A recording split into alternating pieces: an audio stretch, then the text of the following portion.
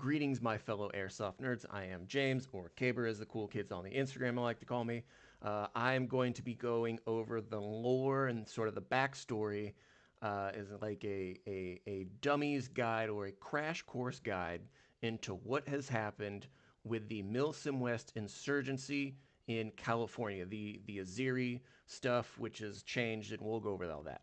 So what I'm not going over in this video is like player level stuff, like if you're a civilian, how to start a business, blah blah blah blah, what to bring, blah blah blah. This is a lore and a backstory video.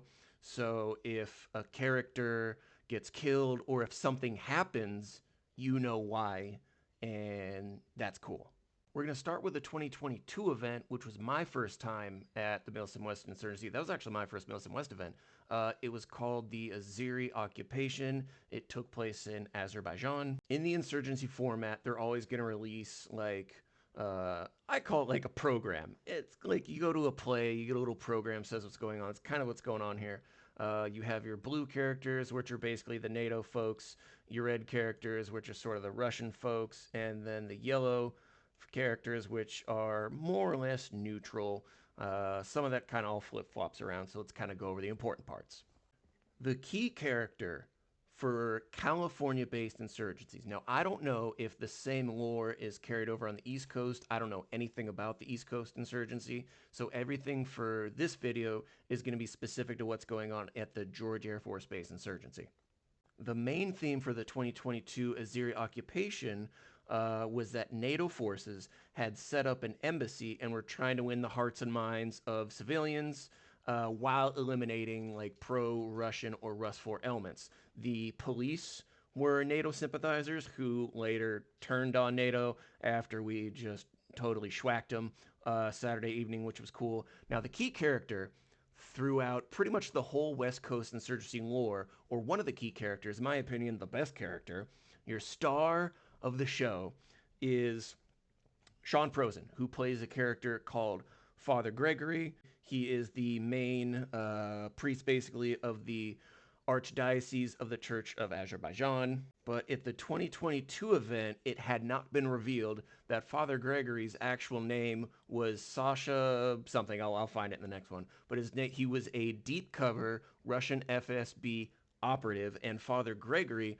was his cover. The Father Gregory character is loved by all, or pretty much most civilians, as he's just sort of this peace-loving local priest who wants to hold NATO forces accountable for all the wrongdoings that's been going on since NATO came in, this, that, and the other. He's basically stirring the pot against NATO.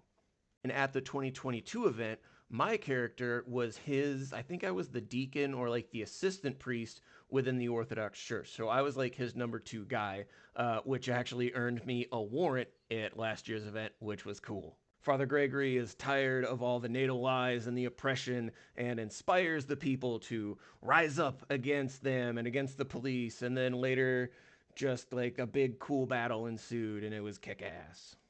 All the civilians were co-located in the same general area, kind of like a main street. Civilians had in-game ID cards and business licenses made. Your ID card had to be on you at all times, and your business license had to be displayed at all times. And the Azeri army was like 5 dudes run by Spencer Wessels, and pretty much they just managed the arms room where the BBs were kept. That was like the whole Azeri army role. For civilians, the in-game AO was pretty small, about the size of a small city block, but it kept everything you needed as a civilian within like an easily manageable, contained, walkable area. So if you see here on the map, this was the police department. We did in-game check-in right here, IRL, in real life. If we go to the Google map, this is, real quick, this is where you would turn in to the AO. This is the hospital area where everyone usually does like their parking lot and stuff like that, and like their big game check-in. If we kind of go up North Carolina a wee bit, where are we at? I'm getting a little lost. Okay, right here. This was the NATO embassy for the 2022 event. And if we keep coming down the road, right here on Idaho and Virginia, this was the main, or I'm sorry, this was the civilian check-in, and this was the police station. So this little block right here is this little block right here. So you notice this is the church, the armory, trash business. For the most part, this little block from this bend in the road on North Carolina, this whole area was, for the most part, where a bulk of the event was. Not all of it, but if you were a civilian in 2022, there wasn't a whole lot going on beyond Washington or below Montana or past North Carolina. Not all, there was some stuff happening, but a bulk of the game was sort of played in this immediate area, which was kind of cool because I think there was only about 300, 400 people all in for that event. So as far as a Milsom West event goes, it was relatively small, but it was cool because if you wanted to go somewhere, it was in a convenient walking distance. But if you wanted something like a little bit more spread out, what not so much. This was a lot of it here. And then the NATO district was in here. So this little section right in here was like all NATO. This was, I'm sorry. Yeah. This whole little area in here was all NATO. And for the most part, yeah, this was the embassy. That's right. And then this was not, I can't recall immediately. The greatest party I have ever been to in my life, and I was in the Army for about 12, 13 years. The greatest party I've ever been to was this event Friday night. This was all, again, in an easily walkable distance, and almost every place was just one big party. Music, food, drinks. Why? It was one big ass block party. It was so cool. And all the people I knew from the industry were there, and people I had been kind of like DMing that I didn't really know personally. It was so cool. It was like the networking aspect of SHOT Show meets EDC. 2023 was a very different event, which I think had just sort of pros and cons. It wasn't better or worse. It was just different. So since in 2022 there was a uniformed NATO presence, a NATO embassy, so on and so forth. Since the uniformed NATO forces had been expelled, we're entering a very different chapter. So the backstory that was presented was that Father Gregory had betrayed the Russian Federation and was deemed a traitor to Mother Russia. But Father Gregory claimed that he was framed for his crimes and so on and so forth, that he had been burned by the state, sort of a thing. This is where it got kind of fun. I like the idea of like faction-specific, almost like gang territories. That was kind of cool. So for the most part, in 2023, civilians claim loyalty to either Father Gregory or the most handsome president, Russian president, Aronian. I think that's how it's pronounced. That's how I'm going to pronounce it, which housed you in those specific districts.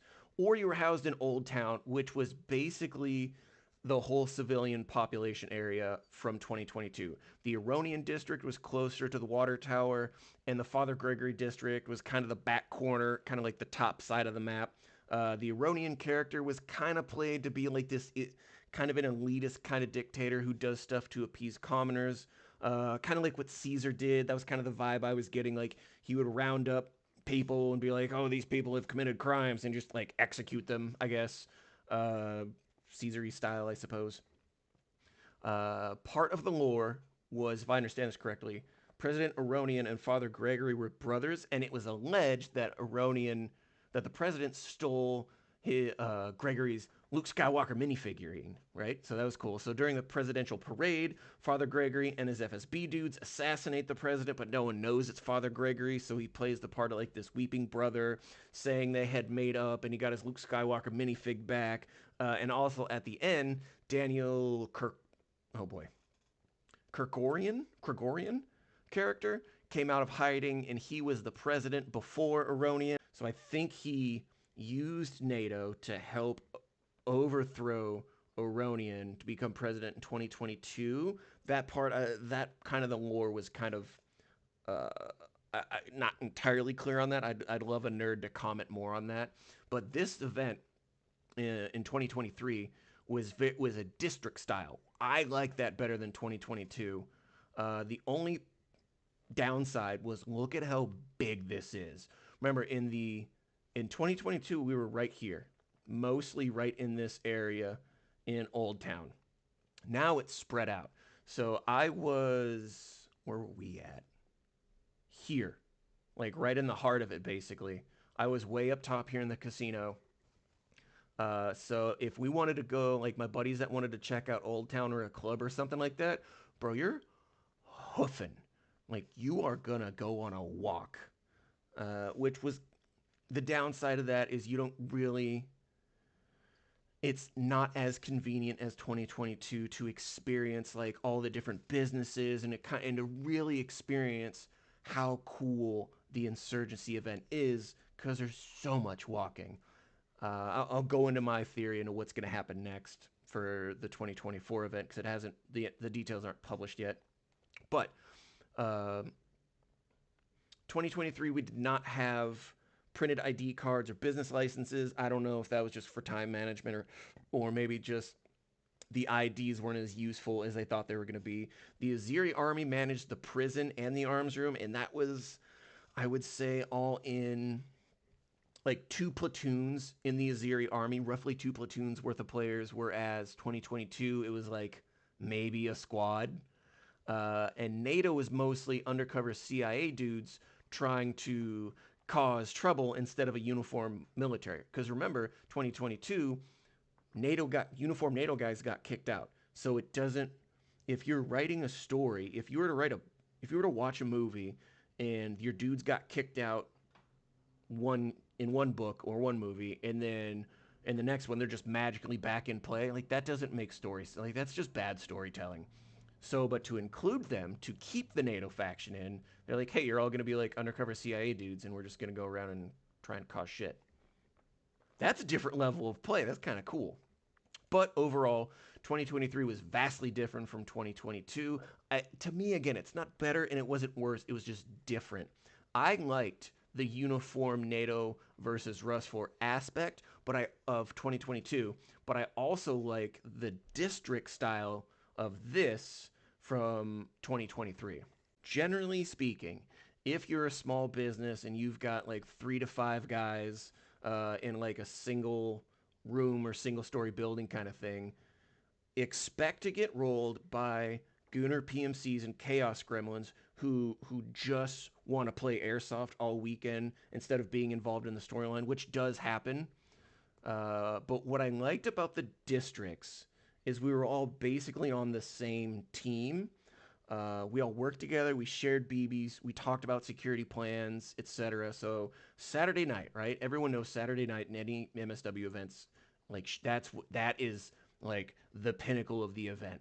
Saturday night, I went to all my immediate neighbors, gave them all the extra BBs that we had earned from running a casino, and told them like, hey, if you think you're gonna get overrun, just come to the casino as like an Alamo fallback point. Like the keyword is gonna be ooh woo, because we were the ooh woo casino, so we know you're friendly, and you just chill the rest of the night with us, because we had our own 2-story building and like 7 guys. We had a small group of, I think it was like 3 or 4 dudes, just kind of like doing their own thing, crashed with us over on Saturday night because they just said like, hey, there's not a lot of us. We're pretty sure we're just gonna get eaten by bigger fish. We're gonna crash with you guys. Like, oh, cool. More dudes to hold down the fort. I don't know if any other businesses in any other districts were doing that, but that is what we did because I didn't have to worry about other businesses going to backstab me because we were all in the same district fighting for Father Gregory, right? In both 2022 and 2023, the country was Azerbaijan. Running a business was still mostly the same as far as the behind the scenes. To run a business was basically the same things, no significant changes. For 2024, it's going to be in Kyrgyzstan, and I've been told by top secret sources that the lore that we're going to be using still involves the Father Gregory storyline, but we're going to carry it over from Azerbaijan into Kyrgyzstan. Let's talk about some key characters. All right, so the former Russian ambassador, deceased. He's out of play. President Aronian, The president, deceased. He was assassinated in 2023, so he's out of this. He's out of the game basically. The NATO ambassador, Alex Levchenko, is alive but expelled from the area. Krikorian is alive, and he made like this last minute appearance. He was like the homeless dude from 2023's event, and out of nowhere he was like, "Aha, I'm back! Yay, go me!" So he's now in play. Another NATO guy that's still alive right here, Christian Robbins. He's the NATO Embassy Attaché Director of Agricultural Affairs. He is alive but expelled, so that character could play a part in the 2024 event. And the NATO Task Force Commander, Colonel John Roberts, is redacted, no information. So he's not listed as dead, which means in theory, this character could get pulled into the 2024 event. Waste Management Director, Khrushchev, still alive, in theory, location unknown, maybe comes back, maybe doesn't. Obviously, we know Sasha Porta, not doing that one. Father Gregory, the Sean Prosen character, he's like the main dude. He is still alive, so I don't know how that character is going to come into play. I have some theories. The Russian intel chief, Yevgeny Sokolov, is redacted, which means he's most likely alive. I don't know what cadre is playing that character, but he's there, so that guy could come, up to the big leagues. And the Russian chief to the Azeri mission, Vladimir Kolokhaitsa, Vladimir, is basically also on an unknown status, so that is a character that we can pull from for like storytelling reasons. Roseville Commander Major General Alexei Ivanovich is alive and well. He could still be the Roseville Commander. I would assume he would be. That would make sense. Again, depending on how we want to tell this story. There are a lot of characters that we have that we can pull from. Here's what I think we can expect in the Silk Road, which is going to be the 2024 California Insurgency in Kyrgyzstan. I think they make the AO a little bit smaller, so I think they still keep the district section or the district concept. They just make it a little bit smaller and just sort of like take the best of both worlds. So we make it bigger than the 2022 event, but smaller than 2023, but we still keep the district idea. So maybe just reduce the overall AO size by a quarter just to make it, a little bit more engaging for the civilians. Since we're in a different country now, I think they bring back the uniformed NATO presence, and we can go back to that 2022 style uniform NATO versus uniform Roseville dudes. I really like that. I think that's pretty realistic for a good story. I think the main theme is going to be that Father Gregory and the Krikorian character team up to get Krikorian elected as president, and that Father Gregory and his FSB guys will basically intimidate any pro-NATO forces. I think NATO will try and capture Father Gregory to stop Krikorian, or capture Krikorian also, so they don't get him elected. Or they will try to NATO will use civilian forces to try and assassinate Krikorian, so it doesn't look like NATO had a political guy assassinated, blah, blah, blah. I think NATO and Roseville will try to do whatever they can to win the hearts and minds of the civilians, which in a California event just means fuck you, NATO. Let's be perfectly honest. Fucking Roseville till I die, baby. That's just how it goes in the California events. I think they bring back the key leaders that are still alive, as I mentioned, who aren't dead, and use them for neat side missions to gather intel, which will in turn get those civilians in trouble with an opposing faction, which is where like some sweet smaller gunfights can happen. So like Sokolov, or the Russian intel guy, can go up to a group of civilians or a business and say, hey, if you tell me where the NATO patrol base is, I'll give you 500 BBs. Then they complete it, and then NATO gets a mission to track down those civilians and interrogate them, which means raiding. Like, I think that could be a really cool back and forth for storytelling. I don't know if we necessarily saw that. I don't necessarily know if either insurgency has been sort of that organized. It's mostly the main cadre members who are involved with the planning run the event and make the shots and make the calls from what I've seen. But I haven't seen a whole lot of story-driven things towards random businesses. So something like a Russian FSB operative going up to a business and saying, hey, if you do A, B, and C, I will give you X, Y, and Z as a reward. And then somehow or another, the NATO forces either directly or can go to approach that civilian group and go, hey, bro, what's going on? And interrogate them or something. Or NATO forces can go to their own like NATO sympathizer civilians and go, hey, we can't directly get involved in this, but if you do it, we'll give you X, Y, and Z. Like, I think that would be some really cool storytelling to be a part of for like side mission kind of stuff. That would be cool. That's kind of it. I'll do another video on like how to run businesses and stuff like that, but this is a down and dirty catch you up on insurgency stuff and what could feasibly happen in 2024, but we're not going to know until they start opening stuff up. If you're coming to the 2024 event, make sure you come by the Silk Wedding Chapel. That's what I'm going to be running with me and my dudes. I have no idea where that's going to be positioned, but I already have my ticket bought, and I'm waiting for the Facebook group to come alive. So I love you guys, and I will see you later.